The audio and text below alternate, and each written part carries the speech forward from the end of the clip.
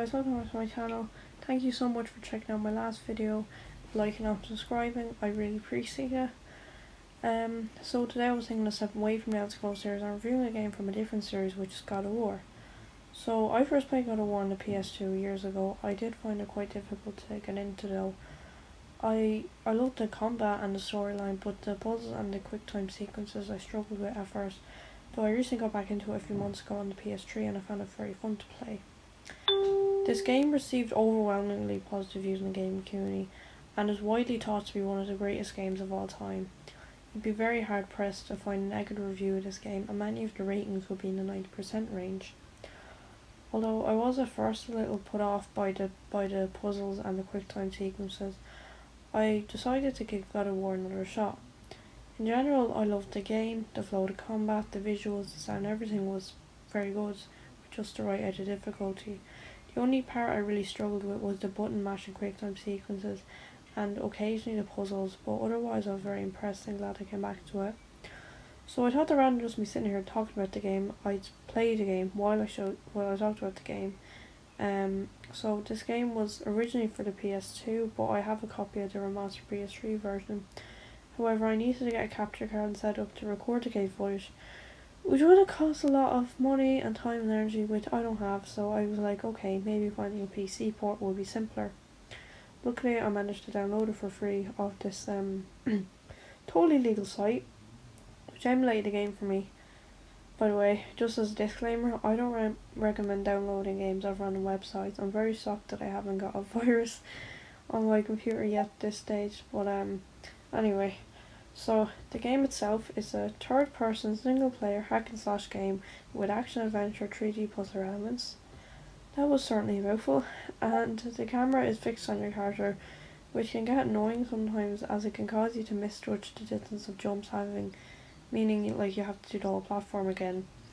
The game is linear, but you can go and discover secret items, which would usually involve some sort of puzzle, searching around the area, or generally just thinking outside the box. There's also a lot of platforming, which would usually consist of climbing, jumping, swinging or balancing, and sometimes you need to work out where you go next, or working out like how to clear something blocking your way to get to the next area. As you venture through the game world, you will collect these different orbs found in chests. The blue orbs regenerate your magic, the green orbs regenerate your health, and the red orbs, which can also be obtained by completing minigames, killing enemies and destroying objects, are basically experience points for upgrading your weapons and magic. Hidden objects such as phoenix feathers and gorgon eyes increase your magic and health respectively.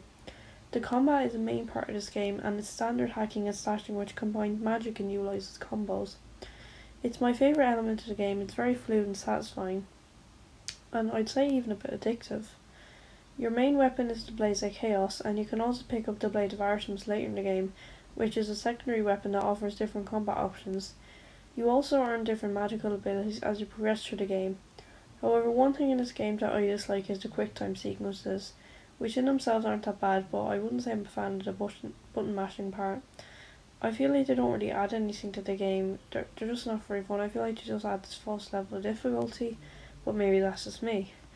There's also a game mode separate from the main game called Challenge the Gods, which would involve completing different mini-games, which reward you extra costumes for your character Kratos, videos and concept art. Overall, I'd rate the gameplay 9 out of 10, pros being the fluid and satisfying combat and challenging puzzle elements, but cons being the annoying camera and button mashing parts of quicktime sequences. The graphics vary slightly depending on whether you're talking about the PS2 or PS3 remastered version, but I'm not going to get too technical. Basically, the PS3 version has been smoothed out around the edges, being converted to HD and features an improved frame rate.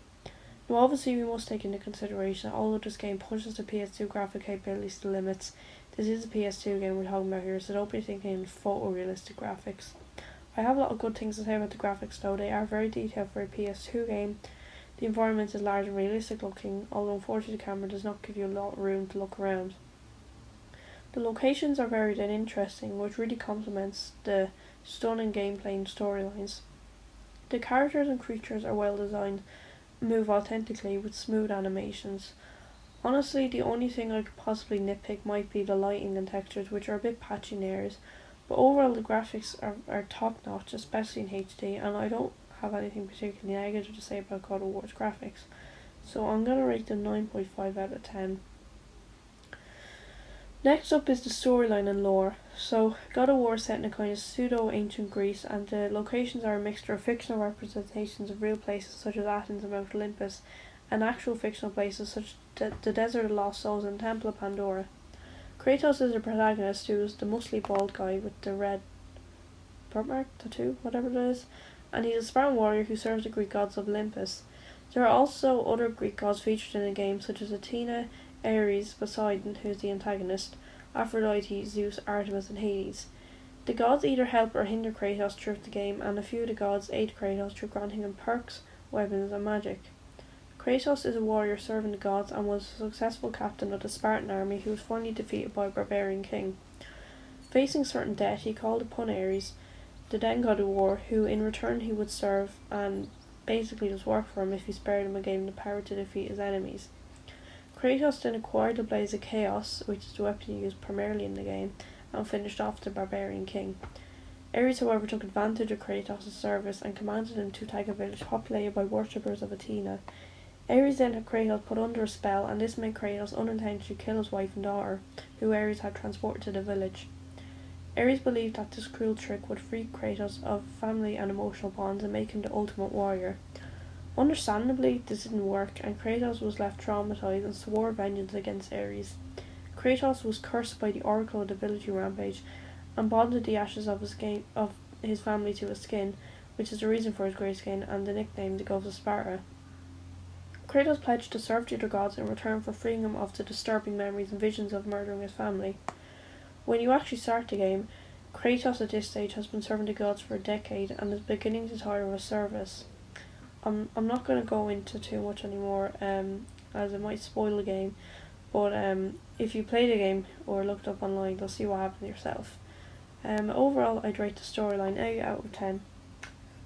On to replay value, I guess it depends on if you want to experience the game in a different way, but besides the harder difficulty level and discovering maybe a few little surprises you may miss in your first playthrough, there isn't really a lot left to offer once you complete the game, besides maybe replaying a couple of levels for the fun of it. To be honest, I played this game primarily for the storyline first and then the combat, so once you complete the story, I kind of feel like I've finished the game, and for the sake of a harder experience, I don't feel there's much point in going back into it. However, this doesn't mean of course it's a bad game, simply it's a more linear story-driven game first and foremost to me. However, die-hard fans of the game might disagree with me, and that's just how I feel regarding the replay value. Personally, feel free to disagree. So, is this game worth playing in 2022?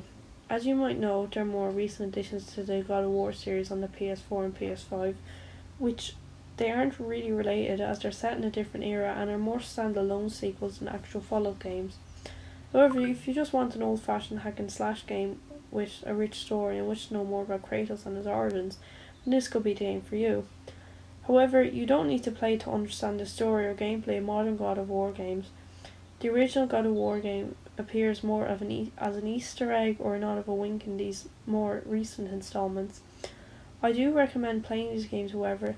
They have aged well and there's plenty of reason to give them a try, whether you're a first time player who happens to love Greek mythology or you're a returning player who's just looking for some nostalgia. Overall, I'd rate this game an 8 out of 10. So that wraps up another game review for me. Thanks for watching. Don't forget to like and subscribe, and let me know in the comments if there's any games you'd like me to review. Take care until next time, and goodbye.